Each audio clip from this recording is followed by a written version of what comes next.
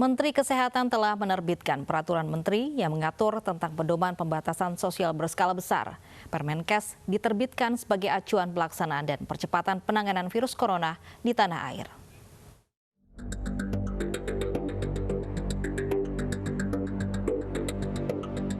Pedoman pembatasan sosial berskala besar atau PSBB ini tertuang dalam Peraturan Menteri Kesehatan atau Permenkes nomor 9 tahun 2020.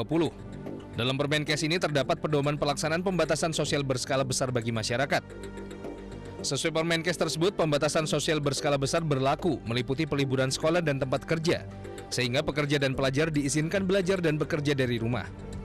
Selain itu diatur pembatasan kegiatan keagamaan, kegiatan di tempat atau fasilitas umum, serta pembatasan kegiatan sosial budaya. Pembatasan ini bertujuan untuk mengurangi keramaian dan kerumunan massa yang berpotensi mempercepat penularan virus corona. Selanjutnya ada pembatasan moda transportasi, di mana pengelola transportasi diminta mengurangi layanan dan pemberlakuan jarak antar penumpang.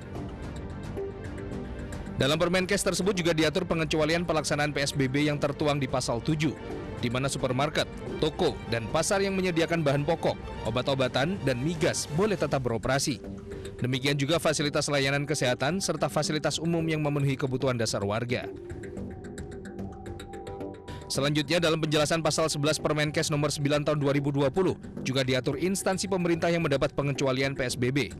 Di antaranya instansi TNI Polri, perbankan, utilitas publik seperti bandara, pelabuhan dan penyeberangan, telekomunikasi, migas, listrik, dan sanitasi. Selanjutnya pengecualian juga berlaku untuk kantor pos, pemadam kebakaran, rutan dan lapas, kantor pajak, lembaga manajemen bencana dan peringatan dini, serta unit pelaksana layanan kebun binatang, kebun bibit, marga satwa, dan unit pelaksana layanan panti jompo dan panti sosial. Tanya instansi pemerintah, pengecualian PSBB sesuai penjelasan pasal 11 Permenkes juga mengecualikan perusahaan komersial dan swasta. Di antaranya toko bahan pokok, restoran, toko obat-obatan, dan bahan bangunan. Pengecualian PSBB juga berlaku untuk bank, kantor asuransi, dan layanan ATM. Media cetak dan elektronik juga mendapat dispensasi dari PSBB.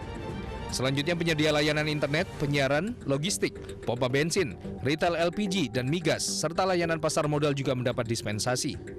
Tak hanya itu, layanan ekspedisi dan angkutan roda 2 berbasis aplikasi, layanan gudang penyimpanan, serta layanan keamanan pribadi mendapat pengecualian dari PSBB sesuai penjelasan pasal 11 Permenkes nomor 9 tahun 2020.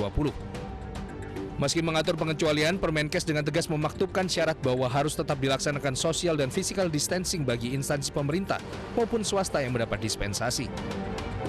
Tim Liputan iNews melaporkan.